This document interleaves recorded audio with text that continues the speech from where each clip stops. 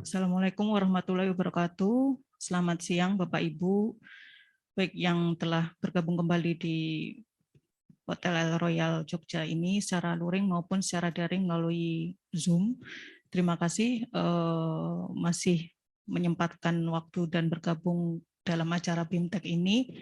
Selanjutnya di sesi kedua ini kita akan membahas penyusunan angka kredit dalam jabatan fungsional pengawas perdagangan.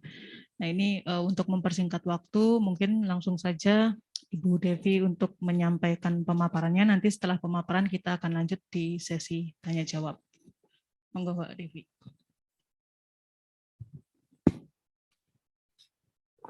Baik.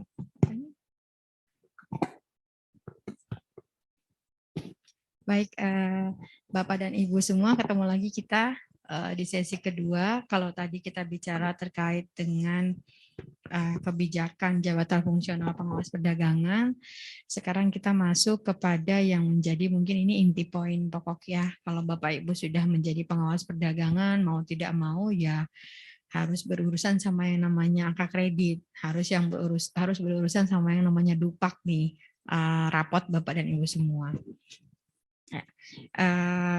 Kita bahas ya di sini, diskusi juga, barangkali nanti ada permasalahan yang kira-kira mau Bapak Ibu sampaikan, boleh dilanjut di sesi ini ya. Yang berikutnya ini tentang penetapan angka kredit jabatan fungsional pengawas perdagangan. Penetapan angka kredit ini kita masuk ke dasar hukum dulu, ya hampir sama ya, dasar hukumnya memang sama, bukan hampir sama, karena bicaranya adalah JF pengawas perdagangan. Tadi ada Undang-Undang Nomor 5 itu sudah pasti terkait ASN, kemudian ada Permen 45 dan 82. Nah, ada satu tambahan dasar hukum ini terkait dengan unit pembina jabatan fungsional bidang perdagangan. Namun seperti yang tadi saya sampaikan bahwa ada perubahan nomenklatur di Kementerian Perdagangan sendiri sehingga untuk keputusan ini mungkin sudah tidak relevan lagi, tapi terkait hanya unit pembinanya. Untuk kegiatan lainnya itu masih saling terkait. Selanjutnya dalam kalau bicara angka kredit, kalau bicara butir kegiatan, tadi juga sempat saya singgung di penjelasan sesi yang pertama bahwa kalau bicara butir kegiatan ini, jabatan fungsional ini punya dua kelas gitu atau dua kategori, yaitu unsur utama dan unsur penunjang. Di mana yang dimaksud dengan unsur utama ini yang sudah pasti ya tugas jabatannya. Tugas jabatan yang terdiri dari 4 tadi ya, pengawasan barang dan jasa, pengawasan barang dan jasa, pengawasan khusus, penyidikan dan tindak lanjut hasil pengawasan. Dan untuk yang unsur utama ini selain tugas jabatan itu juga ada pengembangan profesi ya, pendidikan dan pengembangan profesi. Nah, untuk unsur penunjang tadi juga sudah disampaikan juga bahwa seperti mengajar, mendapatkan penghargaan, kemudian menjadi tim penilai ya. Nah, ini untuk detailnya sebenarnya sudah dibahas tadi, tapi mungkin ini nanti untuk mengulas ya. Sedikit saja mengingatkan kembali Bapak dan Ibu. Nanti ini materinya kan dikirim ya Mas ya ke peserta ya. Nah, sebelum kita masuknya itu yaitu tadi unsur utama, kemudian unsur penunjang, selanjutnya ya sudah pasti ini menjadi pakem ya, pakem buat Bapak Ibu. Ini hal-hal yang sifatnya dasar kayak target angka kredit per tahun atau hal-hal yang sudah memang diatur dalam Permen 45 dan 82 ini memang ya bukan kami yang menentukan, tapi memang sudah sedemikian mungkin sudah dibuatkan aturannya oleh Menpan. Oke, kita mungkin langsung masuk ke apa saja dokumen, langsung ke dokumen kelengkapan saja, Mas. Nah, dokumen kelengkapan apa saja sih yang menjadi persyaratan kalau misalnya saya mau ngumpulin dupak atau saya mau kegiatan saya dinilai nih di periode penilaian. Nah, yang pertama ini ada form dupak, ada form resume, ada bukti fisik, surat usulan, SPMK dan SPMT. Kalau lihat kayak gini kan memang jelimet ya, banyak gitu, kayaknya banyak banget gitu. Nah, nanti keseluruhan dokumen kelengkapan ini akan ada dalam satu file Excel. Nanti kita coba buka sama-sama, nanti dikirimkan juga ke Bapak Ibu yang hadir dalam kegiatan hari ini, baik daring maupun luring ya, nanti dikirimkan filenya. Jadi untuk form Dupak, form resume, ini dia dalam satu file Excel, hanya beda sheet. Nanti untuk penjelasannya. Nah, untuk form Dupak ini yang nanti dikumpulkan ke kami ya, instansi pembina, karena itu ada tanda tangan basah maupun DS oleh pimpinan instansi masing-masing. Itu yang disampaikan ke kami. Selanjutnya untuk bukti fisik lainnya disampaikan melalui soft copy yang nanti akan kita buatkan semacam drive ya. Ini mempermudah Bapak Ibu karena memang kita terbatas ruang dan waktu ya. Maksudnya kan kita jauh nih, selama ini kan belum ada tim penilai di masing-masing daerah, masih dinilaikan di instansi pembina. Nah, kami berikan kemudahan untuk usulan bukti dukungnya itu disampaikan melalui link drive nanti yang akan kami kirimkan melalui nota dinas. Nah, form Dupak untuk setiap butir kegiatan itu harus dilengkapi dengan surat tugas atau bukti SPMT ya, surat perintah melaksanakan tugas.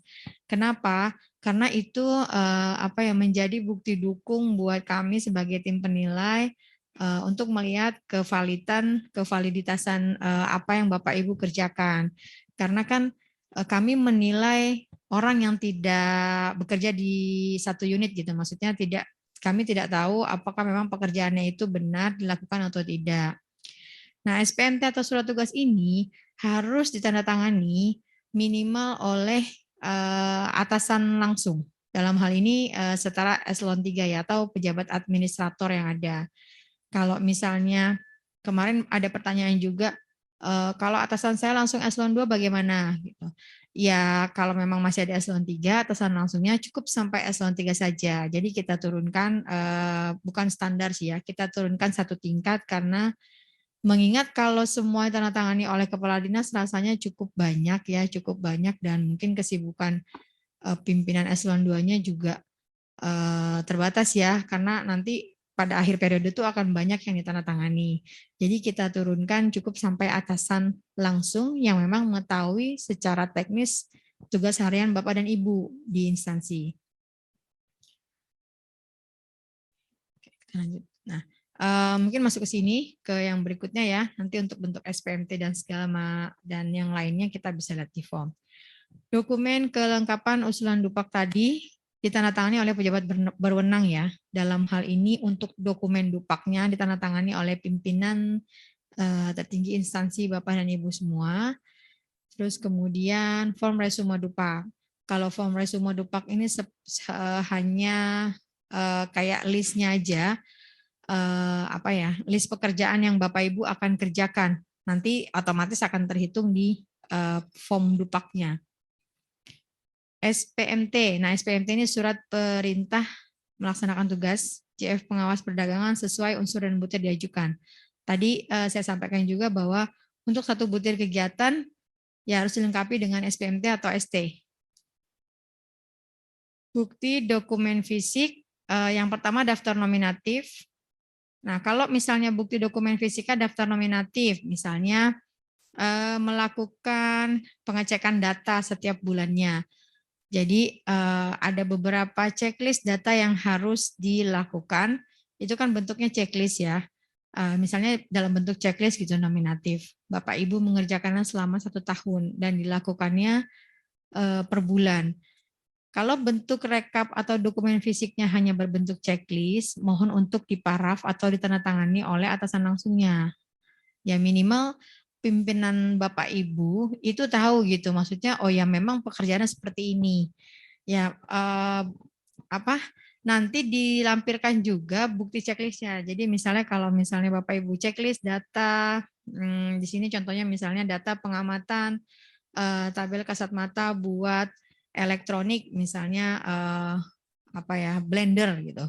Terus apa saja yang harus dilakukan gitu. Itu kan ada dalam bentuk checklist tabel pengamatannya. Bapak Ibu bisa menjadikan itu sebagai bukti fisik hasil kegiatannya, kemudian diparaf atau ditandatangani oleh atasan langsung ya. Terus yang kedua, bukti fisik harap diberikan kode kegiatan pada folder.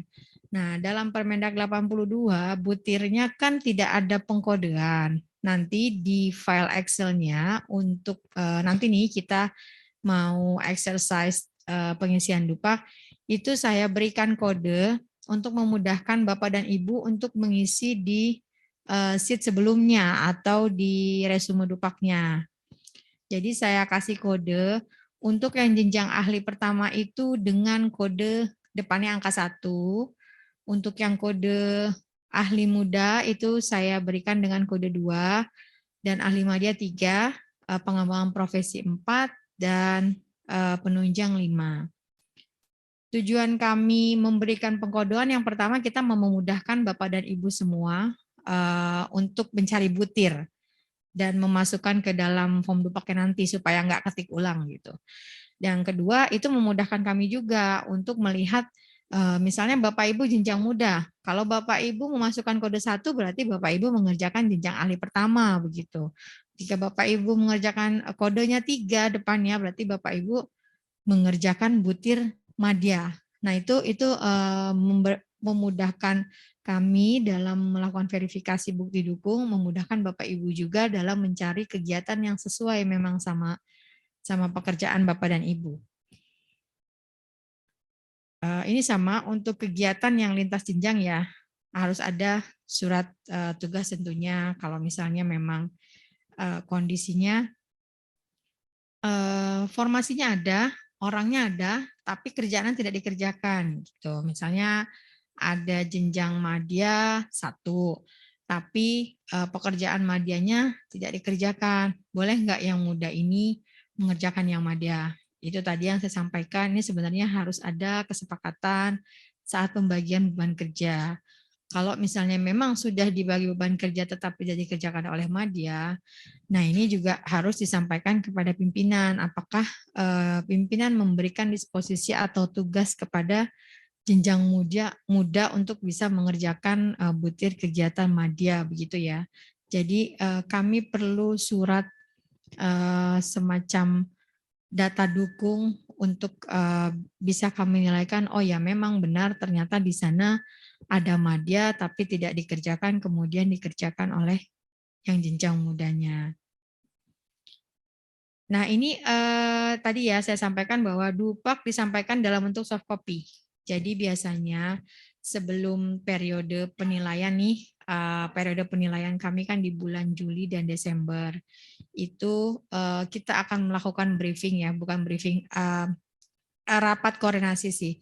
Kami mengundang seluruh pengawas biasanya yang memang sudah diangkat itu ke dalam satu grup pengawas. Mungkin nanti Bapak Ibu mohon izin yang belum masuk dalam grup, saya minta untuk nomor handphonenya ya, buat kita masukkan ke dalam grup, supaya segala update peraturan kebijakan atau terkait dengan penilaian Dupak itu informasinya kita update melalui grup tersebut gitu. Misalnya kita mau ngadain Zoom nih buat persiapan penyusunan Dupak, itu nanti kita sampaikan via grup sehingga nanti Bapak Ibu boleh join. Barangkali ada yang memang mau mengumpulkan Dupak. Biasanya selalu kita ingatkan itu kalau batas akhirnya kan di Desember ya. Kalau yang mau ngusulin penilaian di Januari, itu biasanya di bulan November nanti kita adakan Zoom sama Bapak Ibu yang memang sudah duduk di pengawas ya. Nah ini untuk form resume Dupaknya rasanya kalau nge-link ke sini nggak bisa ya Mas, karena ini share screen, nanti di file terpisah aja dibukanya ya, yang Excelnya ini. Kita lanjut dulu aja.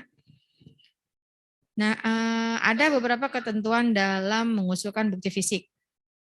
Yang pertama, bukti fisik yang dapat dinilai per butir kegiatan minimal memuat apa yang sudah distandarkan pada buku panduan penilaian angka kredit. Nah, jadi selain Permendak 82, itu kan butirnya sudah jelas. Memang ada beberapa contoh di lampiran untuk beberapa butir kegiatan. Namun, untuk mempermudah Bapak dan Ibu, kami sudah membuat atau menyusun panduan tambahan ya untuk bukti fisik masing-masing butir. Jadi mungkin nanti akan kita sampaikan juga bahwa butir-butir yang ada di Permendak 82 kita sudah lengkapi dengan ketentuannya. Misalnya butir A, bukti fisiknya hasil laporan pemeriksaan misalnya. Nah, bukti tambahannya itu harus ada surat tugas, kemudian ada berita acara pemeriksaan, begitu. Itu sudah kita lengkapi, kita buatkan guidance-nya atau panduannya di panduan penilaian angka kredit Jabatan Fungsional Pengawas Perdagangan. Semoga dengan panduan ini Bapak Ibu mudah ya. Nanti ada contohnya juga. Oh, contoh surat tugasnya seperti ini. Contoh laporan tabel kasat matanya seperti ini, itu sudah ada lengkap di panduannya. Silakan nanti dibaca dan disesuaikan bukti fisiknya. Yang kedua, kalau bukti fisiknya berbunyi rencana dan program, itu tentu saja harus tanda tangan atasan. Karena kan bicaranya adalah perencanaan dan program unit organisasi ya, unit kerja. Terus yang ketiga, jika dokumen hasil kerja tidak terdapat butir yang sesuai, maka dimasukkan ke butir kegiatan yang memiliki output sama.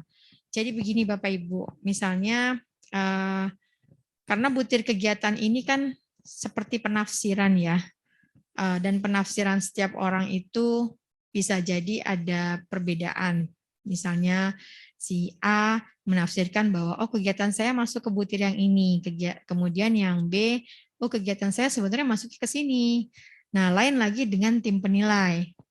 Nah, bagi Bapak Ibu yang nanti butirnya tidak sesuai, nanti akan dari kami tim sekretariat itu akan memindahkan kepada butir yang sesuai. Jadi kita sebisa mungkin tetap menilaikan apa yang Bapak Ibu kerjakan ya. Kalau misalnya tidak sesuai butirnya, tidak langsung kami kali ini memang sesuainya ke butir yang atas misalnya, yang nilainya lebih besar atau yang nilainya lebih kecil. Jadi nanti pada saat verifikasi bukti dukung akan kami lakukan kesesuaian juga terhadap butirnya. Yang keempat, surat keterangan tadi ya, surat keterangan, surat tugas, kemudian SK-Tim. Nah, kalau misalnya ada pekerjaan yang dilakukan bersamaan atau lebih dari satu orang, itu harap disampaikan SK-Tim atau SK tugasnya. Tapi jangan hanya SK-Tim atau SK penugasannya saja, beserta laporannya. Karena kan yang kita nilai adalah dokumennya, dokumen pendukungnya, bukan SK-nya gitu. SK hanya pendukung saja kalau yang bersangkutan terlibat dalam satu pekerjaan gitu.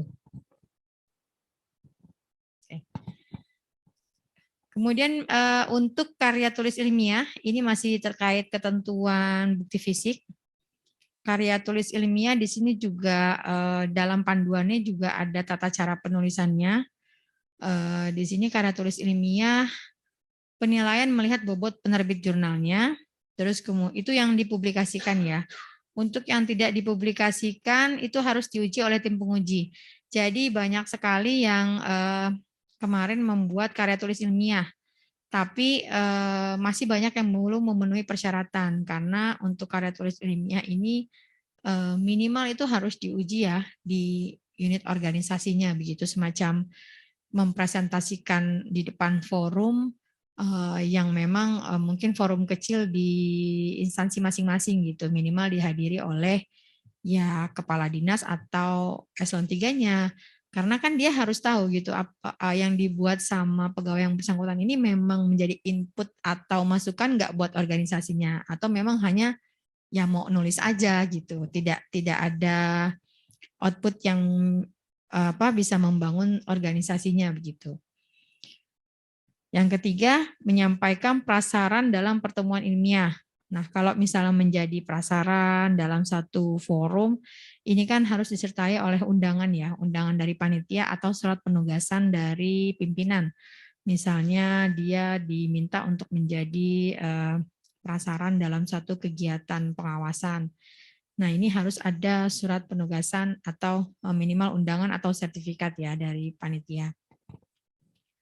Membuat buku atau NSPK atau petunjuk teknis lainnya. Ini di bidang pengawas perdagangan ya. Ini harus dapat berupa peraturan pimpinan unit eselon 1 atau peraturan Menteri Perdagangan yang dilengkapi dengan SK-Tim. Kemudian mengikuti seminar. Seminar yang diikuti harus bersifat nasional ya, atau lintas instansi. Jadi kalau misalnya hanya seminar di lingkup kepala bidang saja atau kepala dinas saja, itu masih belum memenuhi persyaratan. Lingkupnya harus lingkup nasional. Karena poin untuk seminar ini cukup besar ya, yang lingkupnya nasional itu kalau nggak salah angka kreditnya tuh nilainya 3 gitu. Kegiatan lainnya yang mendukung pengembangan profesi ya, seperti mengikuti sidang sebagai delegasi, mengikuti kompetisi, menjadi juri atau menjadi reviewer karya tulis atau editor jurnal. Ketentuan lain dalam pembuatan KTI. KTI ada juga yang dibuat sendiri atau ada juga yang dibuat oleh lebih dari satu orang. Jika terdapat atau misalnya dalam bukti dukung KTI itu tidak ada penulis dituliskan gitu, misalnya tidak dikerjakan oleh 2 orang, tapi tidak ditentukan mana yang penulis utama, mana yang penulis pembantu. Maka angka kreditnya dibagi proporsi rata, dibagi 2. Tapi kalau misalnya ditentukan penulis utamanya si A, kemudian penulis utamanya si B, maka proporsinya akan dibedakan sesuai dengan aturan yang ada dalam Permendak ya. Jadi kalau misalnya KTI ditulis oleh lebih dari 2 orang, penulis utamanya 2 orang penulis. Mohon maaf kalau misalnya tadi dari 2 orang penulis utamanya akan mendapatkan bobot 60% nilainya, penulis keduanya 40%. 3 lebih dari 2 orang ini proporsinya adalah 50% dan sisanya 25%, 25%. Jadi yang 25% ini adalah kayak penulis pembantu begitu. Kemudian sama ya untuk 4 orang penulis juga demikian. Jadi penulis utamanya 40%, 3 orang penulis tambahan atau pembantunya masing-masing 20%. Nah, lanjut dalam ketentuan bukti fisik ya, untuk pengajar dan pelatih ini di bidang pengawas perdagangan. Keanggotaan tim penilai dan uji kompetensi, tadi juga sudah saya sebutkan jika Bapak Ibu terlibat dalam tim penilai, ini bisa dimasukkan ke dalam poin untuk penunjang. Selanjutnya, pelaksanaan tugas lain yang mendukung pelaksanaan tugas sebagai pengawas perdagangan. Misalnya. Oke. Nah, ini yang harus diperhatikan Bapak Ibu. Lanjut, Mas. Ini yang harus diperhatikan Bapak Ibu dalam mengumpulkan angka kredit ya. Pada saat mau dilakukan penilaian angka kredit baik di tengah tahun ya, semester pertama atau di akhir tahun semester kedua. Yang pertama yang harus diperhatikan yang tadi itu pakemnya, batas minimal dan maksimal angka kredit. Jadi itu pakemnya Bapak Ibu sebanyak apapun yang dilakukan Bapak Ibu ada batas maksimal dalam angka kredit setiap tahunnya. Yang kedua, unsur HKM terpenuhi sebagai syarat kenaikan pangkat atau kenaikan jenjang. Tadi juga sudah saya singgung, HKM adalah tugas jabatan. Jika tugas jabatannya sudah terpenuhi, otomatis HKM-nya ini akan terpenuhi juga ya, karena HKM ini ya terdiri dari butir-butir yang ada di tugas jabatan. Yang ketiga, prioritas penilaian angka kredit pelaksanaan kegiatan pada unsur utama. Nah, ini memang sudah beberapa kali saya singgung ya dari tadi ya bahwa ya penunjang boleh saja, tapi tetap yang diutamakan adalah unsur utama, dalam hal ini tugas jabatan. Kebutuhan angka kredit kumulatif minimal. Nah, itu juga harus diperhatikan ya. Angka kredit kumulatif minimalnya itu berapa yang harus dipenuhi dalam satu periode, mohon maaf, 1 tahun ya, periode penilaian. Berikut adalah hasil kerja minimal yang tadi saya sampaikan untuk ahli pertama. Nah, hasil kerja minimal ini bisa Bapak Ibu lihat juga di Permendak 82 tahun 2020 di lampiran halaman 163 ya.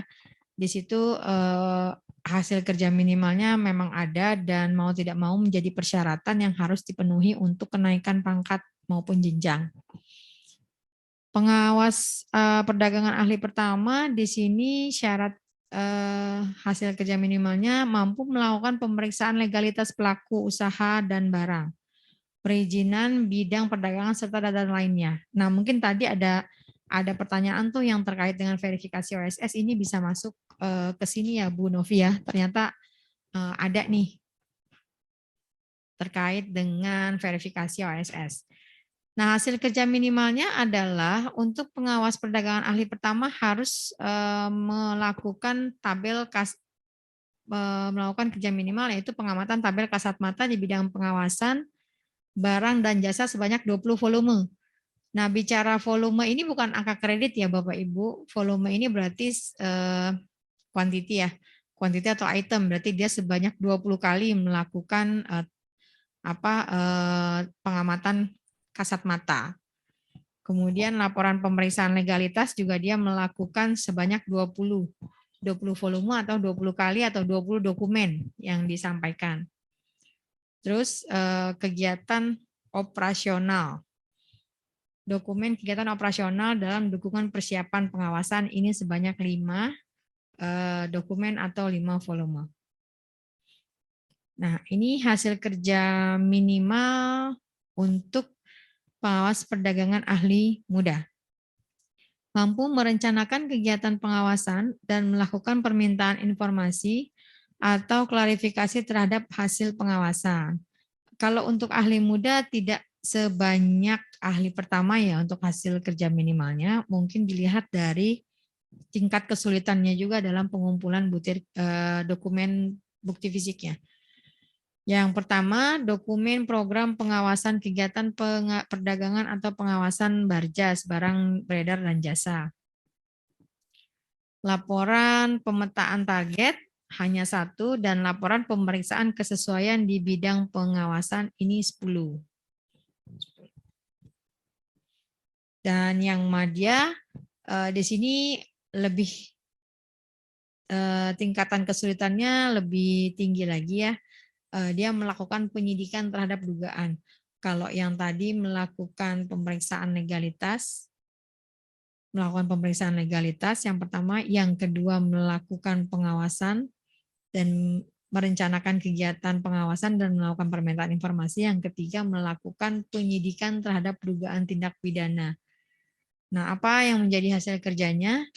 Yaitu berita acara tentunya. Kalau melakukan penyidikan tentunya ada berita acara klarifikasi bidang pengawasan. Itu minimal dia harus melakukan 10 kali atau 10 volume ya, 10 dokumen. Kemudian laporan hasil pengawasan kegiatan.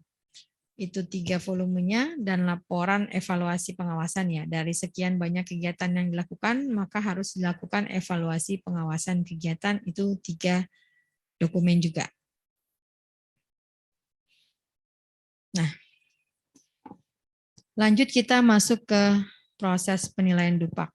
Prosedurnya seperti apa? Ini hanya gambaran simpelnya saja. Nanti selanjutnya Bapak Ibu mungkin bisa dilihat di flowchart-nya ya. Jadi proses pengumpulan DUPAK karena saat ini belum ada tim penilai di masing-masing. Dari jabatan pemangku jabatan ini mengusulkan DUPAK kepada tim sekretariat. Dalam hal ini kalau tim sekretariat kan kami ya di instansi pusat. Nah, kalau untuk yang di daerah, jadi Bapak dan Ibu di kolektif ya. Untuk usulannya bisa langsung disampaikan dari kepala dinas ke perangkat kepegawaian ya atau biro kepegawaian di daerah gitu. Kemudian disampaikan ke kami. Jadi dikirimkannya tidak satu persatu ya. Dalam satu surat itu mungkin bisa terdiri dari berapa orang yang akan mengumpulkan DUPAK begitu. Nanti usulannya kami dari daerah, kemudian berkas dukungnya disampaikan di soft copy dan kita akan melakukan verifikasi terhadap bukti dukung. Untuk bukti dukung yang kekurangan atau misalnya gini, pada saat kami lakukan verifikasi ternyata bukti dukungnya kurang nih. Itu nanti akan kita lakukan verifikasi ya. Kita minta kembali bukti dukung kepada pegawainya, pemangku jabatannya. Jadi setelah kita verifikasi, kita menemukan oh ini berkas dukungnya kurang, kita akan koordinasi ke pemangku jabatannya, pejabat fungsionalnya untuk melengkapi dokumennya. Setelah dilengkapi semua, maka kita langsung akan menyampaikan ke tim penilai. Dalam hal ini, tim penilai untuk 1 orang akan dinilai oleh 2 orang. Tujuannya adalah supaya tidak terjadi subjektivitas dalam penilaian ya, tidak terjadi like dislike. Misalnya ketika orang itu tidak suka dengan orang yang dinilai, bisa saja gitu, sudahlah dicoret saja semuanya. Nah, ketika tim penilai yang satu bisa menilaikan kan itu terjadi perbedaan pendapat ya. Jika ada hal yang seperti ini akan kami bawa dalam sidang pleno putusan dalam penetapan angka kredit. Jadi setelah hasil verifikasi, terus kita kasih ke tim penilai, dari tim penilai itu tidak langsung kita tetapkan ya angka kreditnya, tapi kita bawa ke dalam sidang pleno tim penilaian untuk diputuskan final angka kreditnya seperti apa dan ditetapkan paknya oleh pejabat yang berwenang. Nah, ini sedikit gambaran untuk proses penilaian dupaknya. Nah, untuk flowchart-nya seperti ini ya, sama sebenarnya intinya. Jadi dari pejabat menyampaikan ke kami melalui surat resmi dari masing-masing instansi secara kolektif, dari kami melakukan verifikasi, kekurangan akan kami sampaikan, setelah itu kami sampaikan ke tim penilai, dari tim penilai dibawa ke sidang pleno lalu diterbitkan PAK, seperti itu. Oke, kita lanjut ya. Nah, ini juga sudah berkali-kali tadi dibahas bahwa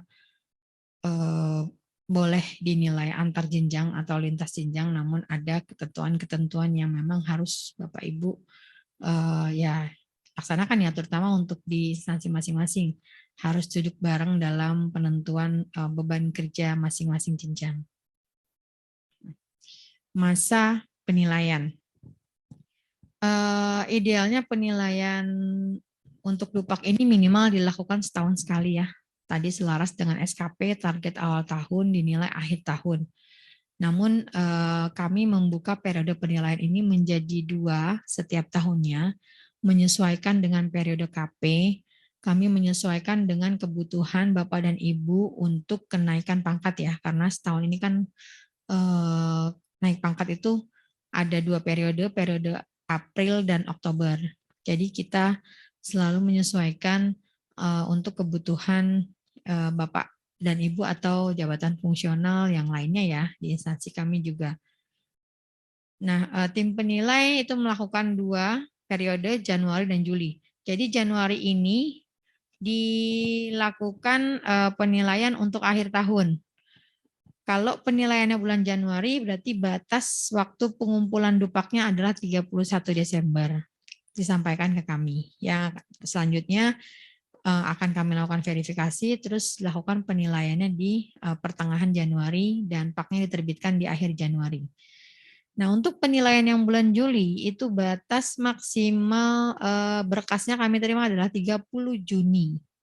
Jadi nanti kami prosesnya adalah di awal Juli verifikasi, pertengahan Juli penilaian, dan Juli akhir penetapan paknya, sehingga kalau memang sudah bisa KP, bisa digunakan KP untuk Oktober ya. Kalau yang tadi sudah bisa digunakan KP untuk April.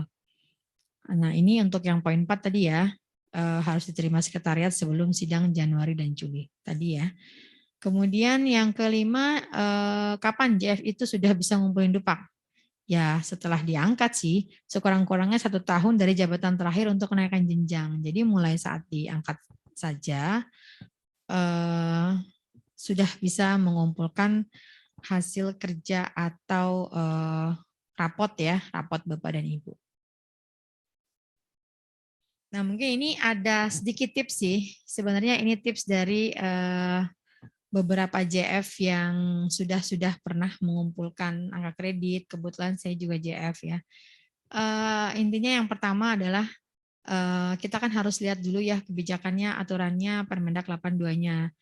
Kita lihat dulu beberapa butir yang kira-kira memang bisa kita usulkan bukti fisiknya, usulkan penilaiannya, sesuai enggak ya dengan kegiatan kita.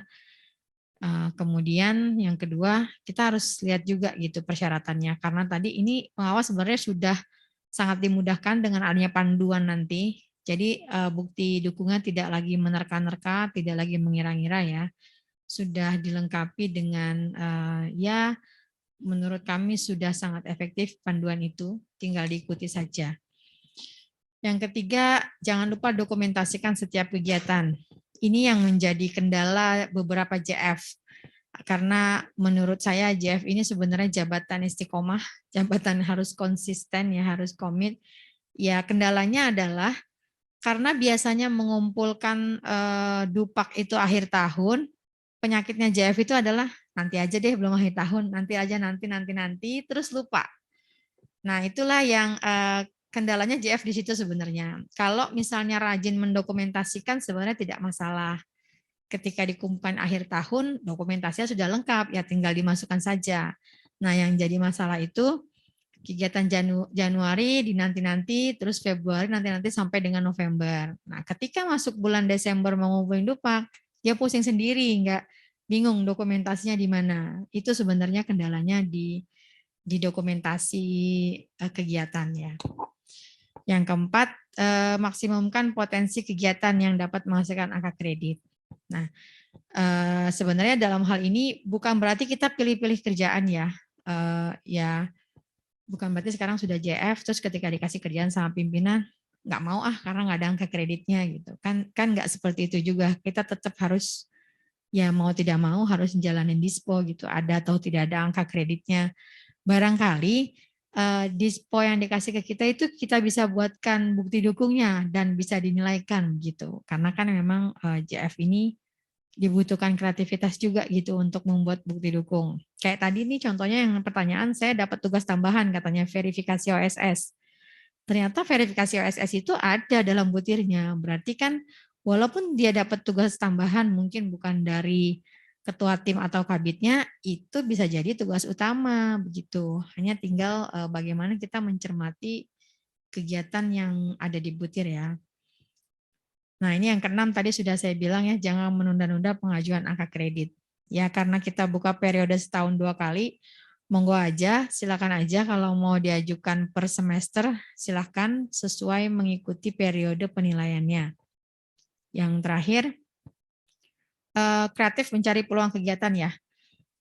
Dalam hal ini kan emang tujuan dari Bapak Presiden itu supaya ASN-nya dinamis, bisa kemana saja, dan agile juga ya.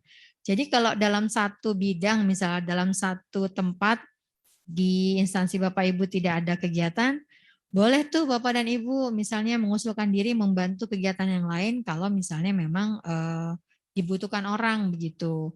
Jadi lebih aktif ya, bukan berarti di tempat saya nggak ada kegiatan. Nah, padahal di tempat yang sebelahnya kegiatannya banyak dan tidak ada orang.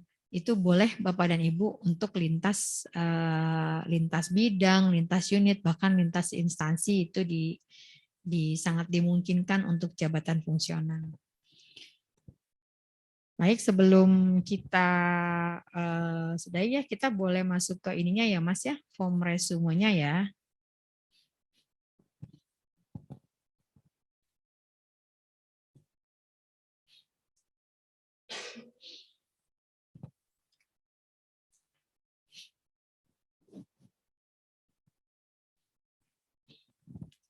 Nah, berikut yang Bapak Ibu boleh lihat di layar, ini adalah form resume Dupak yang nanti dikirimkan oleh panitia penyelenggara ya, buat Bapak dan Ibu. Nanti kalau mengumpulkan Dupak seperti ini. Nah, kalau dilihat memang ini banyak sekali sheet-nya. Memang kalau dilihat untuk pertama kali kok ribet ya, harus isi semua. Sebenarnya tidak ya Bapak dan Ibu. Jadi Bapak dan Ibu ini cukup nanti mengisi di form resume, itu ke belakangnya akan langsung otomatis terisi begitu. Jadi hanya di sheet yang form resume saja. Nah, kami memudahkan Bapak dan Ibu untuk mengisi Dupak ini dengan menambahkan referensi butir gitu. Referensi butir di sheet yang kuning ini kita berikan kode yang tadi saya sampaikan supaya Bapak dan Ibu tidak mengetik ulang. Jadi tinggal dilihat saja butirnya yang mana, kemudian dihafalkan saja kodenya dan kemudian dipindahkan ke form resume tadi ya. Untuk kode 1 tadi saya jelaskan ini adalah kode untuk ahli pertama, kode 2 adalah untuk ahli muda, kode 3 ahli madya, kode 4 pengembang profesi, dan kode 5 penunjang. Mungkin boleh kita lihat form resume-nya dulu ya Mas ya. Sheet yang form resume. Lelah sekali sepertinya Bapak. Oke, untuk yang sheet form resume ini di sini ada biodata Bapak dan Ibu. Silahkan dilengkapi biodatanya dari mana. Ini Bapak Ibu bisa lihat di masing-masing SIPEK Bapak dan Ibu ya, bukan SIPEK Kemendak ya. Atau boleh juga dilihat biodatanya dari SK kepangkatan terakhir. Ini boleh dilihat. Kemudian kita lihat ke bawah. Nah, ini saya sudah masukin contoh sebenarnya. Ke bawahnya boleh, Mas? Ya. Nah, itu ada kode-kode. Boleh dihapus dulu aja, Mas, kode-kodenya. Biar nanti kita inputnya sekarang nih. Ya, awalnya kan seperti ini ya. Nah, contohnya adalah memasukkan kode yang ada dalam referensi butir. Boleh, Mas, coba dimasukin di 1001 misalnya. Nah, ketika Bapak Ibu mengetik 1001 ini sudah akan keluar ya butirnya apa, kemudian bukti fisiknya apa, dan besar angka kreditnya berapa. Lalu apa yang harus Bapak Ibu lakukan? Yaitu memasukkan jumlah kuantiti atau pekerjaan yang Bapak Ibu lakukan. Misalnya dalam melakukan analisa dan data pengawasan kegiatan perdagangan, saya sudah melakukan 15 kali. Ya tinggal dimasukkan saja 15. Nanti akan terhitung secara otomatis nilai angka kredit yang terkumpul. Nah, untuk di bagian tim penilai ini boleh dikosongkan atau didiamkan saja. Nanti ini dari tim penilai yang akan mengisi ya. Ini selanjutnya diisi ke bawah sesuai dengan yang Bapak Ibu kerjakan ya. Mulai dari tugas utama, kemudian jika ada pengembangan profesi, misalnya Bapak Ibu kuliah lagi, terus unsur penunjangnya. Nah, setelah Bapak boleh dimasukin coba Mas 3 kode deh, 1001 misalnya 1015, 2 aja deh, 1015 misalnya.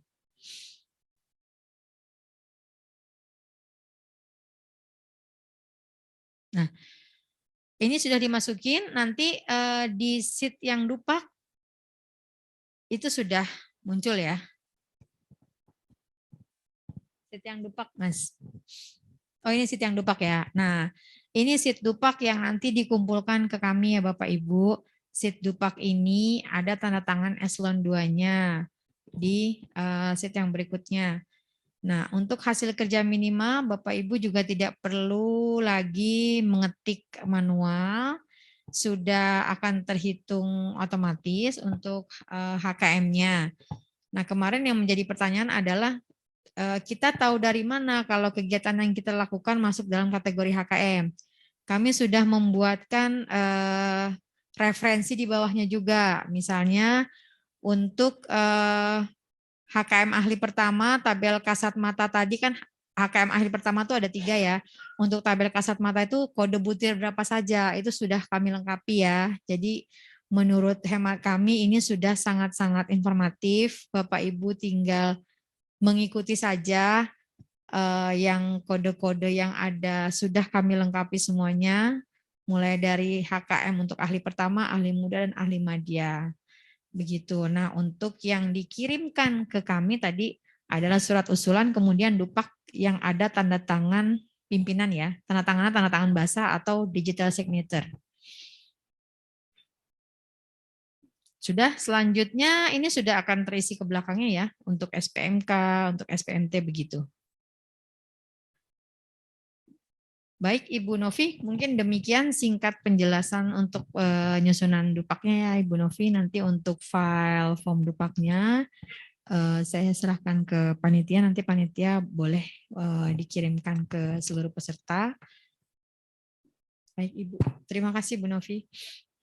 Ya, terima kasih Bu Devi atas penjelasannya.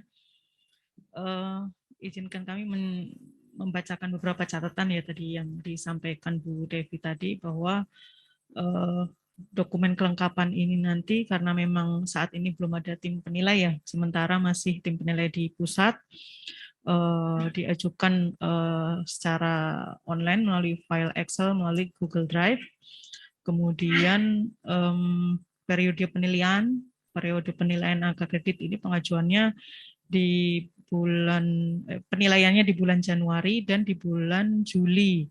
Kemudian batas akhir pengajuan penilaian angka kredit ini untuk penilaian bulan Januari berarti di 31 Desember, kemudian untuk periode penilaian di bulan Juli ini di 30 Juni. Nah, kemudian untuk mempermudah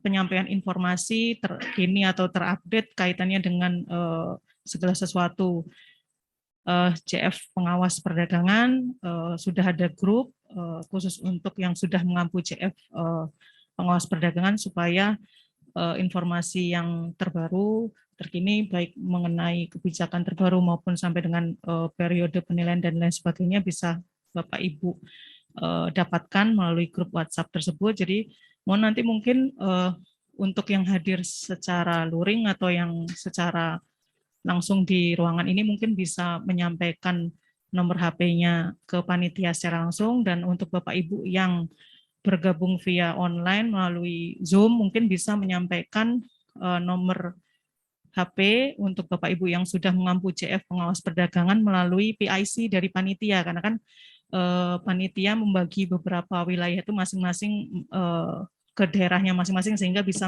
menghubungi kembali PIC dari masing-masing daerah dari tim BDAP di Yogyakarta, sehingga kami bisa nanti merekap semuanya nomor telepon nanti kami sampaikan ke Bu Devi untuk kemudian dimasukkan ke dalam grup CF pengawas perdagangan.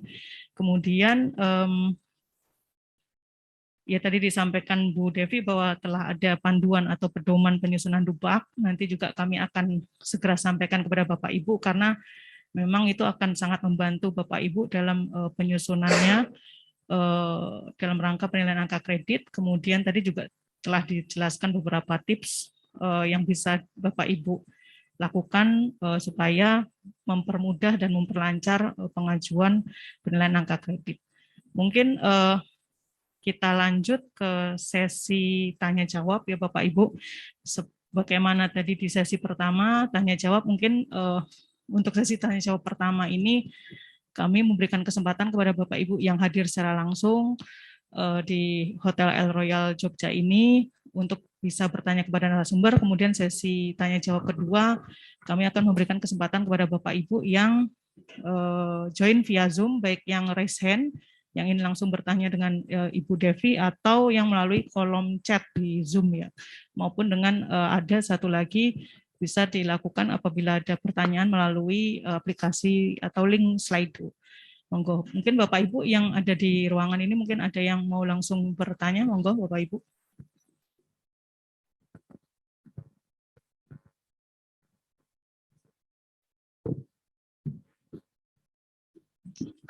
Bismillahirrahmanirrahim. Assalamualaikum warahmatullahi wabarakatuh.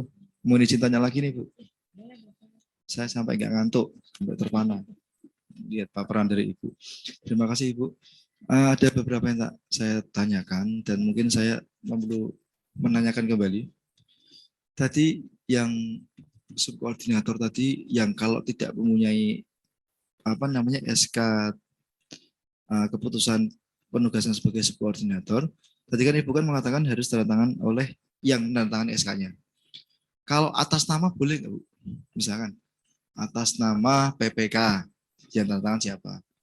Itu boleh atau tidak? Karena kalau misalkan harus dipaksakan itu memang tidak akan sulit Bu. Karena apa? Karena aturannya juga udah dicabut. Jadi mungkin untuk mengantisipasinya bisa atas nama. Saran kami. Kemudian pertanyaannya terkait dengan PAK ini. Misalkan saya seorang pejabat fungsional, pengawas perdagangan yang telah menerima PAK hasil penilaian dari tim penilai, kemudian saya merasa kurang puas dengan hasil penilaian tersebut. Maksud saya adalah saat dupak saya yang mengusulkan penilaiannya itu adalah saya mengusulkan satu butir nilainya 5 atau beberapa butir 5, butir yang lain 3, tapi dinilai 1 atau dinilai 2, boleh nggak saya melakukan keberatan? Atau bertanya, kenapa sih ini dinilai segini? Boleh nggak seperti itu, Bu? Nah, kalau misalkan boleh, mekanismenya bagaimana? Dan apakah ada konselingnya? Kalau misalkan tidak boleh, misalkan ini 5, harusnya Bapak itu ada ini loh. Bisa jadi angka kreditnya jadi 5 atau 4. Kenapa kita nilai 1? Karena ini. Itu yang pertama itu. Yang kedua adalah apabila kita sebagai pejabat fungsional salah memasukkan butir kegiatan dan nilainya. Misalkan nih, di butir kegiatan A, kita memasukkan nilai. Padahal tim penilai tahu, oh ini yang di bukti fisiknya itu bukan di A, tapi di B.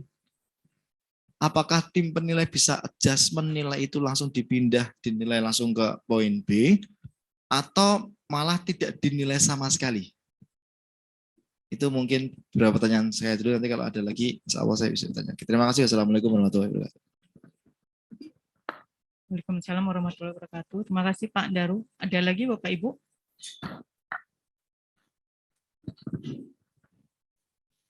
Bismillahirrahmanirrahim. Saya Pipin dari Dinas Perindak Prop Jateng. Tadi saya sudah mendengarkan pencerahan dari Bu Desi, alhamdulillah. Yang akan kami tanyakan, satu, apabila seorang JFT itu mengikuti hukum, itu nggak lulus 1 kali, kemudian apakah ada batas-batasannya? Dia maksimal harus ikut uji kom itu sampai berapa kali? Atau sampai dia bisa lulus seperti itu? Kemudian yang kedua, untuk surat tugas, apabila JF itu minta surat tugas nggak di eselon 3 tapi di Kasubag Umpek, berlaku nggak untuk penilaian angka kreditnya? Matur sembah. Wassalamualaikum warahmatullahi wabarakatuh. Terima kasih Bu Pipit. Ada lagi Bapak Ibu? Monggo.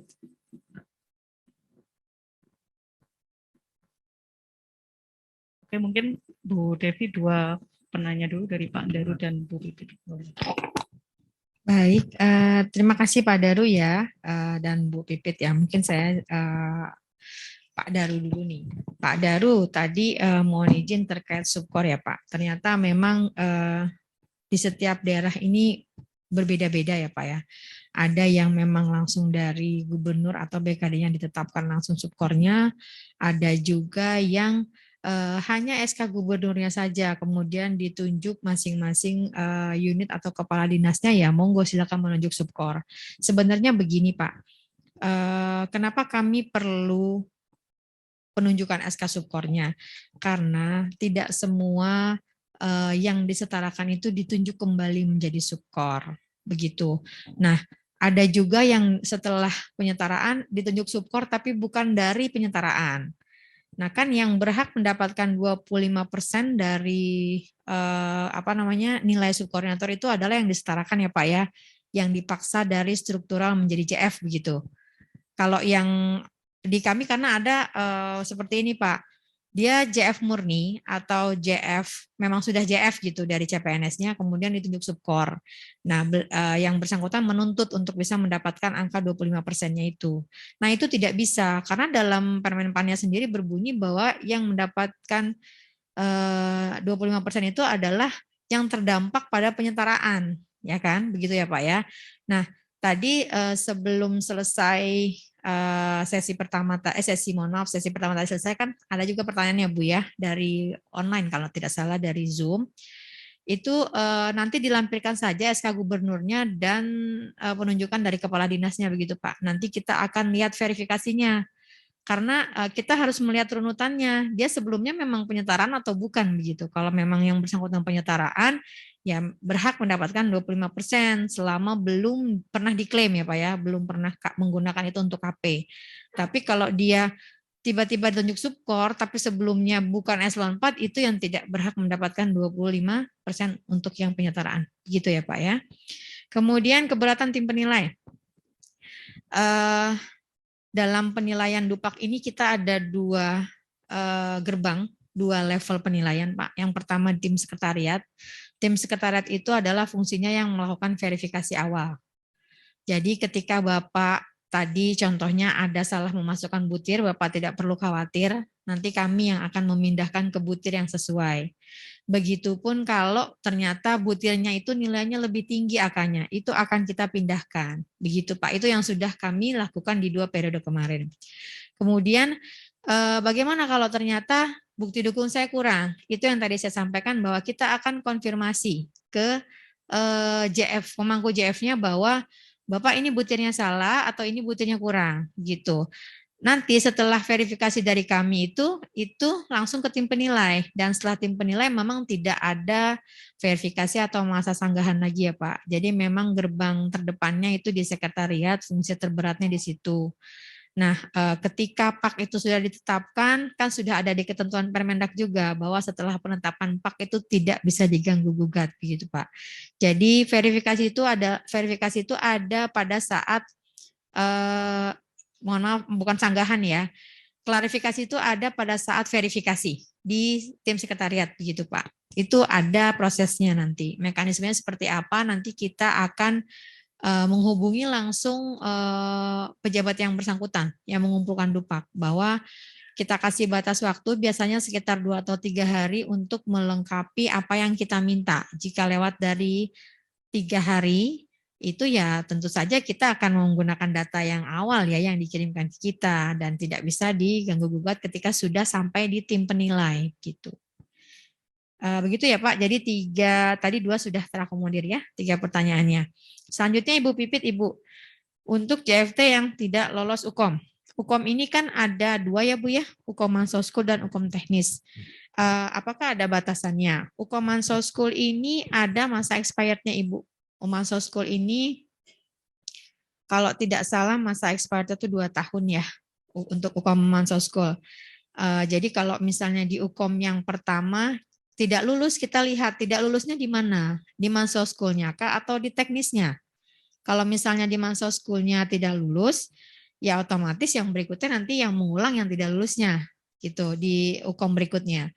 Kalau misalnya perpindahan jabatan sekarang, misalnya Ibu lulus nih UKOM Mansoskulnya, tapi teknisnya kurang, nanti bisa diulang di berikutnya. Adakah batasannya? Ada Ibu. Batasannya adalah 2 kali UKOM. 2 kali uji kompetensi ya, artinya kan kalau kita diberikan 1 kali kesempatan, semoga di kesempatan yang kedua bisa ya Bu ya, karena berkaca dari pengalaman sebelumnya. Kemudian untuk ST Ibu, ST tidak ditandatangani Kabak. Mungkin untuk sebagian daerah masih ada juga level eselon 4 masih ada ya Bu ya. Oke baik, tidak apa-apa karena untuk ST sendiri, untuk eselon 4 ini kan juga mungkin ada yang bisa JF di bawahnya ya, seperti ahli pertama itu masih memungkinkan di bawah eselon 4, terus kemudian juga ahli muda juga kalau misalnya memang eselon 4 pangkatnya itu sampai 4A ya, itu masih bisa Ibu. Sebenarnya ST ini kami perlukan adalah buat ini sih Bu, sahih atau valid nggak sih sebenarnya dikerjakan, pimpinannya tahu nggak begitu. Kalau misalnya tidak tanpa SC kan kita tidak tahu apakah benar memang ini pekerjaan dilakukan atas arahan dari pimpinan, disposisi dari pimpinan, atau memang yang bersangkutan mungkin ya iseng-iseng aja ngerjain gitu. Jadi ST ini menjadi wajib untuk mendukung bukti kerja Ibu. Nah yang menandatanganinya kalau misalnya memang tidak ada eselon 4 ya mau tidak mau eselon 3. Kalau misalnya memang atasan Ibu eselon 4 ya atasan Ibu, atasan langsung. Begitu Ibu.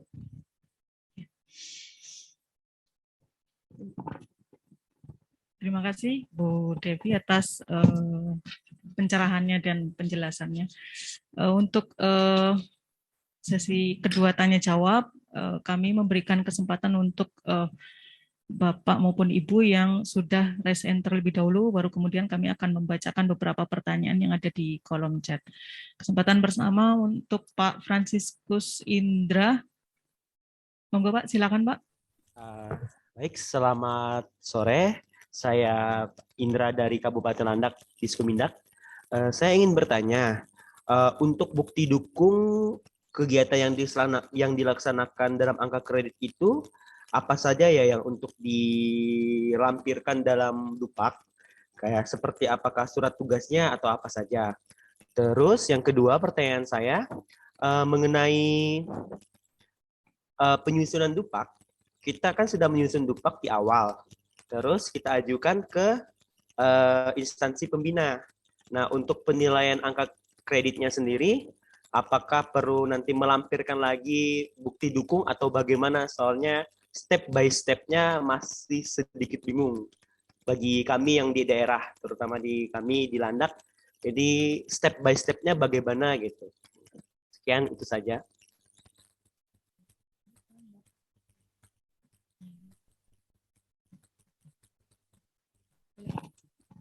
Baik, Pak Indra. Pak Indah tadi dari Kabupaten Landak ya, ini bukti dukung apa yang harus dilampirkan nih, butir per butirnya bentuknya seperti apa. Izin Pak, nanti kami akan sampaikan panduan ya, karena rasanya kalau saya bahas satu persatu akan banyak sekali Pak.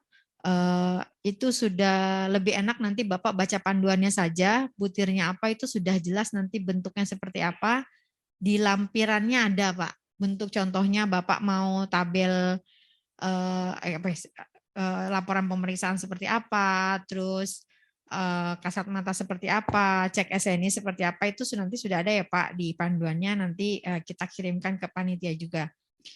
Terus terkait Dupak Pak, apakah tetap harus mengirimkan bukti dukung? Pasti Pak harus kirimkan, atau kalau nggak dikirim bukti dukung saya menilainya gimana? Jadi karena tim penilainya ada di instansi pusat ya Pak ya, ini belum ada tim penilai Pak di provinsi, belum ada. Kalau Bapak mau, tapi ini di kabupaten Bu. Iya. Untuk kabupaten nanti mungkin permasalahan yang tadi ya Pak ya, yang penyetaraan ya. Nanti mungkin ini informasi untuk Bapak Ibu yang lain. Ya bagaimana mengumpulkan Dupak, nanti jadi begini, dari kami akan menyurati mungkin sekitar bulan November ya atau akhir November, kita akan memberikan waktu 1 bulan biasanya untuk Bapak Ibu persiapan mengumpulkan Dupak. Jadi nanti kalau misalnya paling telat sekali mungkin awal Desember ada bersurat ke unit, nanti dalam suratnya itu ada link drive. Link drive di mana Bapak Ibu nanti ngumpulin Dupaknya di situ.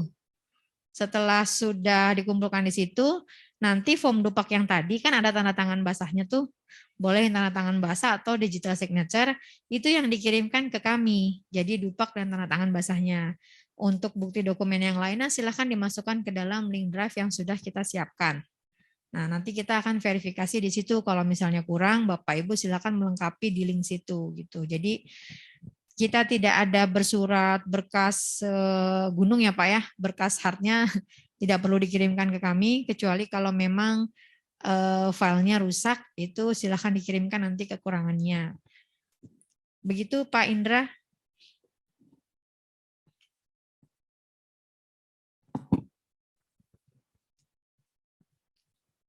Sudah cukup Pak Indra?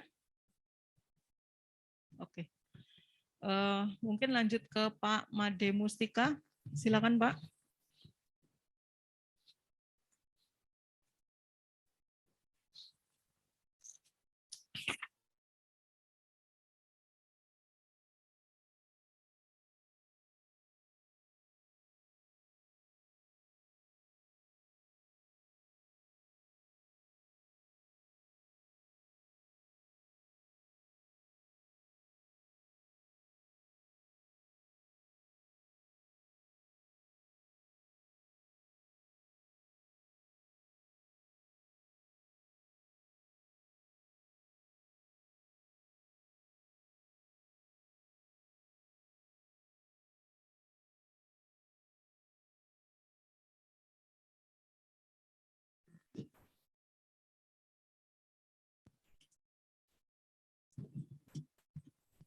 Pak Made. Silakan Pak Made.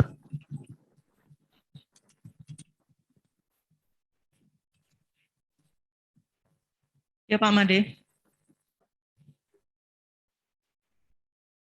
Izin suaranya belum terdengar Pak.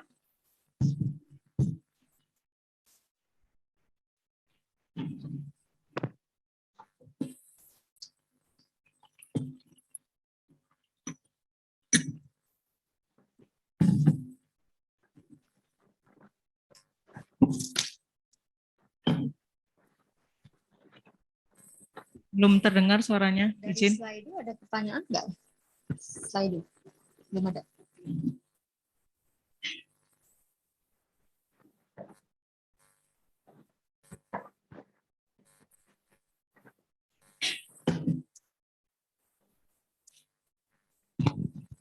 Izin Pak Made.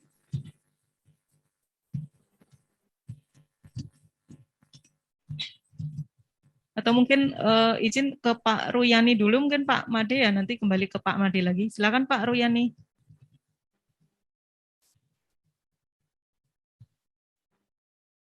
Di unmute Pak, izin Pak Ruyani.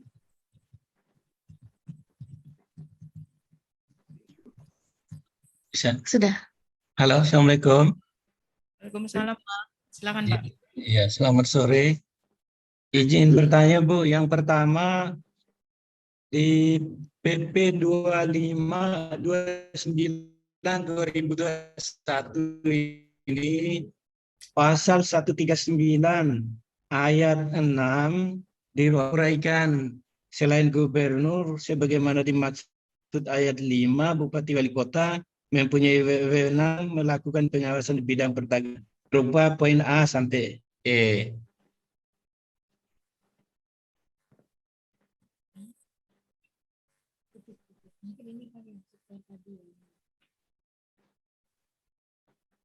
Tingkat kabupaten kota itu adalah untuk pupuk serta pestisida dan barang kebutuhan pokok saja. Lalu kami juga mengikuti Fintech, penyusunan angka kredit, analis perdagangan sebelumnya, kalau nggak salah hari Jumat. Kami disarankan Bu untuk alih jabatan saja atau pindah jabatan saja karena begitu sedikit kegiatan atau uraian tugas yang bisa diklaim dalam rangka mengumpulkan angka kredit. Itu yang pertama. Mohon penjelasan. Yang kedua, kami juga minta penjelasan untuk lampiran Permenpan nomor 17 tahun 2021 Bu. Untuk pangkat setingkat di atas jabatan atau pangkat puncak. Mohon penjelasan untuk kolom-kolom yang terkait dengan angka kredit konvensional dan konversi atau integrasi, Bu. Demikian. Wassalamualaikum warahmatullahi wabarakatuh.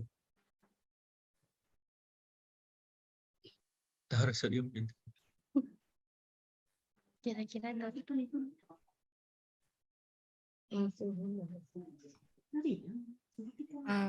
Iya Pak Made, terkait gimana? Pak Royani, mohon maaf Pak Royani. Baik Pak, yang tadi ya Pak ya, terkait dengan PP nomor 25 tahun 2021 ya Pak. Komoditi yang ada di kabupaten kota ya Pak. Mungkin ini sudah berkali-kali juga dalam pembahasan hari ini ya Pak ya. Ya kembali lagi bahwa memang sudah termuat ya dalam undang-undangnya itu tadi bahwa ya lingkup komoditi yang memungkinkan untuk formasi pengawas itu saat ini memang masih di provinsi Pak. Karena sangat sedikit sekali untuk di kabupaten kota. Kami khawatirnya ya nanti pemenuhan untuk angka kredit dan jenjang karir bagi yang ada di kabupaten kota ini tidak dapat terpenuhi gitu sehingga katakanlah akan menyusahkan si pemangku jabatan itu sendiri. Nah kalau tadi Bapak sampaikan bahwa minggu lalu Bapak sudah pernah ikut juga forum seperti ini untuk analis perdagangan kan sama ya Pak ya disampaikan juga kami menyarankan agar berpindah, Pak. Karena untuk yang penyetaraan ini masih dibuka gerbang oleh Kemendagri selaku memang pembina perangkat daerah ya, masih dibuka gerbang untuk berpindah jabatan untuk diangkat kembali kepada jabatan yang memang tersedia atau saat ini ada di instansi Bapak gitu. Jadi secara garis besar tidak memaksakan adanya pengawas perdagangan begitu Pak. Karena ya itu tadi dari kami sendiri bukan tidak ingin membina Pak, memaksakan hal yang juga tidak dimungkinkan kan juga sulit juga nanti begitu Pak. Kecuali kalau mungkin Bapak berpindah ke provinsi itu lain cerita ya, karena memang di provinsi disitulah rumahnya, disitulah tempatnya. Ya kalau memang Bapak tetap mau jadi pengawas, ya monggo berkoordinasi dengan provinsi atau mungkin yang mutasi ya ke provinsi begitu ya Pak ya, atau pindah jabatannya. Nah untuk lampiran Permenpan 17 Pak, yang tadi Bapak sampaikan terkait dengan pangkat puncak ya Pak ya. Itu sebenarnya ada ya Pak ya, tapi mohon izin saya harus cari dulu filenya kalau misalnya nanti Bapak minta untuk saya kirimkan, nanti saya cari dulu ada sih Pak untuk yang penetapan angka kredit untuk konversi dan integrasi untuk dari mulai pangkat 3A sampai dengan pangkat puncak begitu Bu. Jadi mungkin Bapaknya ingin tahu lampiran SK-nya dapat segini itu dari mana perhitungannya. Sebenarnya memang itu sudah ada jelas dihitung sedemikian sama Menpan untuk pangkat puncak dengan pendidikan S1 berapa, untuk pangkat puncak jika pendidikan S2 berapa begitu. Nanti mohon izin Pak, saya harus cari dulu ya Pak lampirannya. Rasanya sih ada sih kayaknya untuk yang Permenpan 17 ini Bu. Nanti bisa dikirimkan ya dengan Pak Royani. Ya. Begitu Ibu Novi. Terima kasih Bu Devi. Mungkin lanjut ke Pak Made nih, Pak Made, silakan Pak Made Mustika, monggo kalau masih mau mengajukan pertanyaan.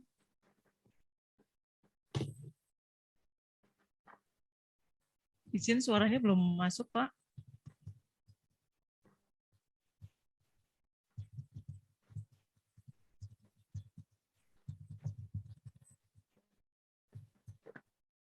Belum masuk Pak izin suaranya mungkin, atau nanti dicoba diketik aja di kolom chat aja ya Pak ya, chat di Zoom nanti kami bacakan ya Pak ya. Mohon izin Pak. Lanjut ke Pak Swadana, silakan Pak. Selamat sore Ibu.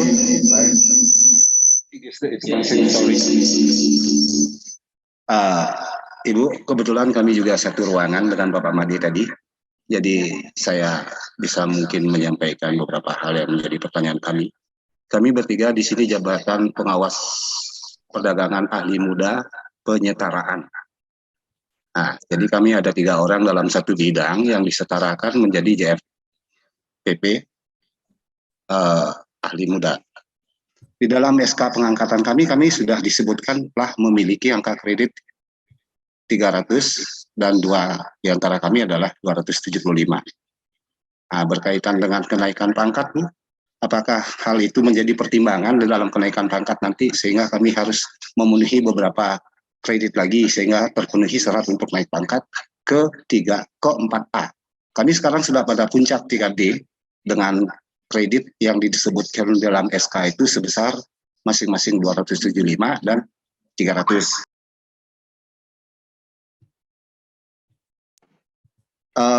Yang berikutnya yang sudah ingin saya sampaikan mungkin sejalan dengan Bapak sebelumnya berkaitan dengan perpindahan jabatan. Kami ya seperti yang Ibu katakan tadi berdasarkan undang-undang memang kewenangan untuk pengawasan ini dominannya ada di provinsi. Kami memahami itu, jadi kesempatan untuk kami bisa berpindah ke jenis fungsional yang lain masih terbuka hingga 31 Desember untuk yang penyetaraan. Di kami ada fungsional meteorologi, analis perdagangan, dan perindak yang memang kewenangan dari linearnya perindustrian itu penyuluhannya. Jadi adakah kemungkinan kami bisa berpindah ke analis meteorologi atau yang berkaitan dengan kemeteorologian dalam rentang waktu yang tersisa hingga 31 Desember ini. Terima kasih Ibu, mohon petunjuk untuk hal teknis yang bersifat perpindahan jabatan ini. Baik, Bapak mohon izin tadi Pak Made ya Bu ya? Atau satu ruangan dengan Pak Made ya? Ya Ibu, kami satu ruangan. Oh ya baik Pak. Mungkin saya jawab dari yang pertama dulu, yang bawah dulu ya Pak ya. Kalau yang tersedia adalah jabatan, mohon izin Pak, kalau kemeteorologian tidak ada analisis, mungkin pengawas ya Pak ya, pengawas kemeteorologian ya Pak ya. Ya, pengawas kemeteorologian betul ada di kabupaten kota, untuk jabatan analis perdagangan juga. Jadi apakah memungkinkan, pertanyaannya adalah ya Bapak sangat dimungkinkan, tapi mohon izin mungkin Bapak boleh berkoordinasi dulu dengan BKPSDM-nya. Waktu tinggal 2 bulan lagi, prosesnya seperti apa, mohon berkoordinasi saja Bapak. Siap. Ya, semoga bisa ya Pak ya sebelum akhir Desember. Nah, pertanyaan yang pertama ini Bapak dapat angka kredit 300, yang satu lagi 275. Nah, Ya. ini sebenarnya kalau untuk disetarakan ke pengawas perdagangan sebenarnya kan sudah menggunakan angka kredit konversi ya Pak. Harusnya nilainya tidak ratusan, tapi mungkin ini penulisannya saja yang masih konvensional. Nah, Bapak 300 sudah di pangkat puncak. Berarti Bapak S1 ya Pak ya? Iya Bu. Ya. Terus kemudian yang satu lagi mendapatkan angka kredit 275. Ini berarti pengawasnya 3C ya Pak kemarin ya Pak? Pada saat di SK kan 3C Bu, hari ini sudah 3D. Oh ya, waktu di SK kan masih 3C ya Pak ya? Betul Bu. Betul, 3D itu karena diberikan kelonggaran untuk bisa naik pangkat. Karena belum 1 tahun. Betul, karena belum sampai pangkat puncak, karena penyetaraan. Ya. Baik, nah untuk Bapak sendiri, kenapa angka kreditnya 300? Yang pertama, Bapak sudah di pangkat puncak dan jenjangnya S1.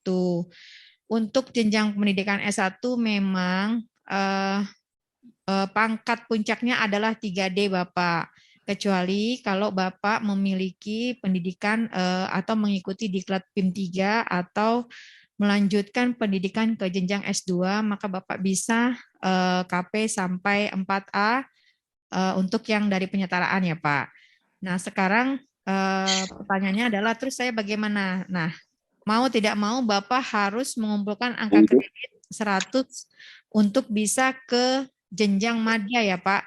Jadi Bapak naik jenjang dulu ke madya, baru setelah itu bisa melanjutkan Jenjang deh, kalau narik deh. Betul. Jenjang dulu, nanti setelah Bapak naik jenjang, baru Bapak bisa melanjutkan ke pangkatan 4A, 4B, dan seterusnya Bapak. Seperti pangkat pilihan itu ya Bu ya? Pangkat pilihan. Kalau yang dulu reguler ya, karena menjabat dulu kemudian lalu golongan disesuaikan. Siap. Ya, tapi pangkat pilihan itu memang tidak berlaku untuk di JF ya Pak ya? Paham Bu. Pilihan itu memang untuk di struktural, betul. Jadi kalau saat ini Bapak 300, berapa kekurangannya? Kekurangannya adalah 100 Pak, karena 300 ini adalah angka milik pangkat 3D. Nah, jadi ke 4A itu kan butuhnya 100 ya, atau kalau di konvensional untuk madya itu butuhnya 400. Sama saja sebenarnya butuhnya sama-sama 100 begitu. Nah, jadi silakan Bapak prosesnya mana dulu nih? Pindah jabatan dulu monggo. Setelah itu baru mengumpulkan 100 untuk bisa naik jenjang ke madya. Begitu ya Pak ya? Siap Bu. Siap. Baik Ibu, jadi jelas. Jadi apa yang Ibu telah sampaikan ke kami cukup melegakan kami. Jadi pilihannya adalah mungkin kami harus berpindah dulu, kemudian selanjutnya menggenapkan kredit untuk bisa masuk ke madya. Kemudian golongan akan menyesuaikan jenjang itu. Iya. Terima kasih Bu. Mungkin ada beberapa hal barangkali yang akan kami tanyakan di kemudian kesempatan berikutnya. Terima kasih Ibu. Iya Bapak. Sama-sama Pak. Terima kasih Bu Devi dan Pak Swadana. Informasinya mungkin memberi gambaran yang lebih jelas lagi ya. Maksudnya terkait dengan keberadaan penyetaraan adanya JF pengawas perdagangan yang ada di kabupaten kota. Nah sekarang kami akan membacakan beberapa pertanyaan yang sudah masuk ke kolom chat di Zoom. Yang pertama, pertanyaan dari Bapak Yudi, izin bertanya, apakah ada batas waktu pembuatan PAK untuk masing-masing pangkat atau jenjang jabatan? Karena ada yang bilang 4 tahun belum bisa kumpulkan angka kredit untuk kenaikan pangkat, akan kena teguran dan diberikan waktu 1 tahun lagi. Kalau masih belum bisa, maka akan dikenakan pemberhentian sementara. Dan kalau masih belum bisa dikumpulkan dalam jangka waktu 1 tahun, akan diberhentikan dari Japung. Dan ada informasi juga kalau sekarang tidak ada batasan untuk mengumpulkan angka kredit. Kalau bisa kumpulkan berarti bisa naik pangkat, kalau tidak bisa ya diam di tempat tanpa ada batasan untuk pemberhentian. Mohon informasinya. Iya, baik Bu Novi. Kalau tadi sebenarnya pertanyaan dari Pak Daru juga ya Pak ya, udah saya jawab juga bahwa kalau bicara punishment terkait angka kredit itu sebenarnya jelas Pak di PP disiplin yang baru pengganti PP nomor 53 itu bicara kinerja. Kalau tidak tercapai target, punishment-nya seperti apa, kemudian akan mendapatkan apa namanya, misalnya kalau dulu kan ada penundaan kenaikan gaji berkala, kemudian ada penundaan kenaikan pangkat gitu. Nah, kalau yang sekarang ini terus ditambah lagi tadi pertanyaan, apakah ada batas maksimal? Sebenarnya kan sudah dijelaskan tadi ya. Sebanyak apapun Bapak mengumpulkan angka kredit gitu, Bapak dan Ibu mengumpulkan angka kredit, segala sesuatunya sekarang sudah ada aturannya. Jadi betul sekali kalau yang rajin mengumpulkan angka kredit sudah pasti akan naik pangkat, itu sudah pasti berkorelasi. Nah, untuk yang tidak naik angka kredit yang akan diam di tempat, betul. Tapi ya itu tadi punishment tadi saat ini memang belum diimplementasikan secara menyeluruh, tapi kita tidak tahu ke depannya. Karena memang dalam PP-nya sendiri itu kan bilang kalau tidak berkinerja akan diberhentikan dalam jabatan fungsional, dan saat ini tidak ada pemberhentian sementara. Jadi kalau pemberhentian sementara itu ya karena faktor organisasi misalnya promosi gitu begitu. Nah, kalau untuk yang tadi sifatnya tidak bisa memenuhi angka kredit, artinya kinerjanya itu ya tidak tercapai begitu. Yaitu nanti akan memang ke depannya seperti itu, Bu. Tapi untuk saat ini memang belum sampai ke sana ya, karena sejauh ini yang kami nilai masih bisa memenuhi Bapak. Nah, itu tadi makanya kalau bicara JF sebenarnya kalau dia rutin mengerjakan hari-hari apa yang dia kerjakan itu pasti akan ada angka kredit yang dikumpulkan. Gitu. Akan ada dokumentasi atau bukti fisik yang dia kumpulkan. Ya, beda dengan karena polanya yang di penyetaraan mungkin dulu sudah terbiasa duduk manis 4 tahun naik pangkat reguler. Kalau saat ini ya tidak bisa. Ya saat ini ya Bapak bisa duduk manis tapi paling tidak mendokumentasikan apa yang ini ya Pak, tapi tetap melaksanakan kegiatan tugas jabatannya. Gitu Bu Novi. Ya, terima kasih Bu Devi. Selanjutnya ada juga pertanyaan, tapi ini sebenarnya mungkin agak mengulang. Tapi monggo sih Bu Devi mau menjelaskan kembali atau enggak. Pertanyaannya dari Bu Marlina, kapan mulai penilaian angka kredit sehubungan dengan adanya revisi SK Japung? Apakah sejak terbit SK awal di tahun 2022 atau menunggu SK Japung yang revisi ini terbit? Mohon izin Ibu Marlina, SK Japungnya revisi kenapa ya Bu? Ada revisi Japung, maksudnya pindah jabatan? Ini tidak dijelaskan sih, atau ada kemungkinan ini Bu Marlina ini di kabupaten kota kemudian berpindah dari pengawas jadi berarti analis, ya saya simpulkan bahwa SK Japungnya pengangkatan kembali begitu ya ke jabatan yang sesuai. Mulai kapan argonya ya nanti saja Bu, nunggu penetapan SK Japung Ibu yang terbaru. Jadi nanti argo Ibu akan jalan setelah sudah keluar SK yang terbaru ya Bu ya. Karena kan SK yang lama sudah tidak valid kalau memang SK yang baru sudah keluar. Jadi kalau yang lama pengawas, terus SK yang baru analis perdagangan, ya Ibu nggak usah ngumpulin kegiatan yang pengawas, kumpulkannya kegiatan yang analis perdagangan saja begitu. Jadi nunggu SK yang baru saja Bu. Terima kasih Bu Devi. ada juga pertanyaan tapi mirip, sepertinya nggak perlu diulang ya, maksudnya ini dari Disperindak Kota.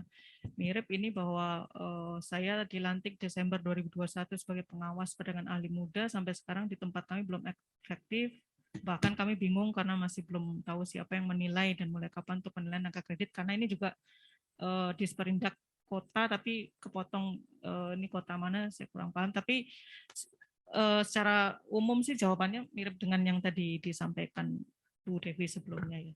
Mungkin lanjut ke pertanyaan selanjutnya dari Bu Meliana Rumsari, mohon izin mengenai surat edaran terkait pengawas perdagangan di kabupaten kota, apakah bisa di-share?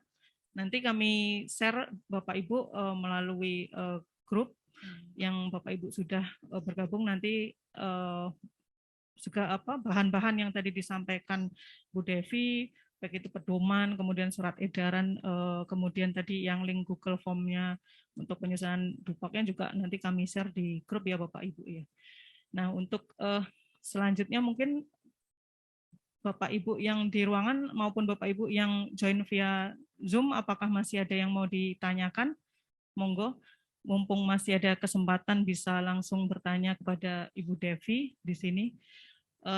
Mungkin izin menyampaikan sedikit informasi bahwa dapat kami sampaikan bahwa sertifikat untuk BIMTEK ini tidak diterbitkan secara hard copy ya Bapak Ibu ya, kami menerbitkannya melalui akun dagang, sehingga mohon Bapak Ibu baik yang hadir secara luring maupun secara daring jangan lupa untuk mengisi presensi, kemudian nanti mengisi evaluasi, baru kemudian nanti akan terbit secara otomatis sertifikat mengikuti BIMTEK ini. Jadi kami tidak menerbitkan sertifikat secara hard copy, semua dilakukan melalui Kudagang. Terima kasih Bapak Ibu. Mungkin lanjut Bapak Ibu, mungkin ada yang mau masih butuh pencerahan dan akan ditanyakan kepada Ibu Devi. Monggo Bapak Ibu.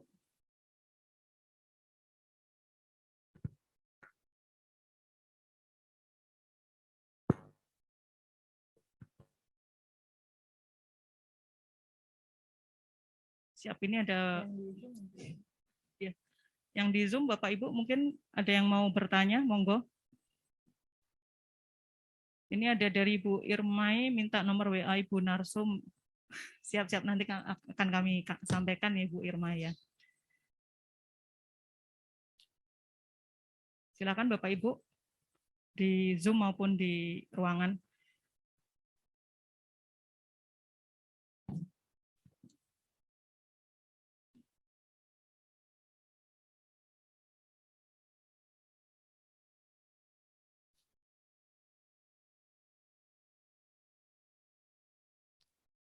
Mungkin karena tidak ada atau belum ada pertanyaan yang ingin disampaikan, karena mungkin kan tadi yang dijelaskan pedoman, kemudian Google Form juga akan kami sampaikan selanjutnya. Mungkin Bapak Ibu bisa bertanya di kesempatan berikutnya Bapak Ibu. Mungkin Bu Devi Narsum ada yang mau disampaikan sebelum kita selesai di sesi ini, mungkin Bu Devi. Sudah cukup semua, selesai. Nanti mengingatkan itu aja Bu. Yang sudah diangkat ya, kami perlu informasi nomor telepon Ibu untuk dimasukkan ke dalam grup pengawas perdagangan instansi ya. Jadi ada forum, karena organisasi profesinya belum terbentuk, jadi kita hanya bikin forum kecil-kecilan saja supaya update selalu informasi terkait dengan JF ya, seperti kayak adanya perpindahan pengiriman dupaknya, kalau kemarin ke Direktorat Perlindungan Konsumen, sekarang tidak lagi ke sana tapi ke Pusat Pembinaan JF Perdagangan gitu. Nah, ini kan kita belum merubahnya dalam Permendak, jadi kita sampaikan melalui grup gitu. Informasi terkait adanya format dupak yang baru, mungkin kalau Bapak Ibu yang ikut impasing sudah dapat format yang lama, ini kita sesuaikan, kita buatkan format yang baru sampai dengan perhitungan HKM-nya. Jadi supaya terupdate saja Ibu, untuk yang hadir mungkin Bapak Ibu yang dari penyetaraan, kami belum punya datanya soalnya. Terima kasih Bu Devi atas pemaparannya hari ini dari pagi sampai sore di acara BIMTEK penyusunan angka kredit dalam jabatan fungsional pengawas perdagangan. Semoga Bapak Ibu baik yang bergabung secara luring maupun secara daring mendapat pencerahan yang mana yang bergabung pada hari ini tidak hanya Bapak Ibu yang telah mengampu CF pengawas perdagangan, tapi kami juga kemarin menyampaikan undangan ditujukan juga kepada Bapak Ibu calon pengampu CF pengawas perdagangan, mohon maaf, serta Bapak Ibu dari OPD yang membidangi perdagangan maupun OPD yang membidangi pembinaan kepegawaian daerah. Kami berharap dengan adanya BIMTEK ini Bapak Ibu bisa mendapat penjelasan yang lebih komprehensif kaitannya dengan pembinaan jabatan fungsional pengawas perdagangan sehingga bisa mendapatkan istilahnya guidance ya di masa-masa penyetaraan ini kan istilahnya kalau bisa dibilang bukan cuma di pusat ya, di daerah pun juga masuk ke masa kegalauan. Nah, ini salah satu upaya kami untuk memberikan gambaran bagaimana sih sebenarnya pembinaan jabatan fungsional pengawas perdagangan dengan BIMTEK ini. Kami berharap Bapak Ibu mendapat gambaran yang kemungkinan bisa menjelaskan salah satu jabatan fungsional di bawah pembinaan Kementerian Perdagangan yang istilahnya masih baru ya, karena memang baru diterbitkannya di 2020. Namun demikian kami telah mengupayakan atau Bu Devi juga menjelaskan bahwa di dalam jabatan fungsional pengawas perdagangan ini segala sesuatunya sudah sudah lengkap, jadi tidak perlu ragu untuk apabila bagi Bapak Ibu yang calon pengampu jabatan fungsional untuk memilih jabatan fungsional pengawas perdagangan. Itu mungkin dari kami, kurang lebihnya mohon maaf. Terima kasih Bapak Ibu telah bergabung dari pagi sampai dengan sore hari ini. Kami sebelum menutup BIMTEK pada hari ini, mari kita berikan tepuk tangan yang meriah untuk Ibu Devi selaku narasumber BIMTEK pada sore hari ini. Terima kasih Bapak Ibu. Wassalamualaikum warahmatullahi wabarakatuh.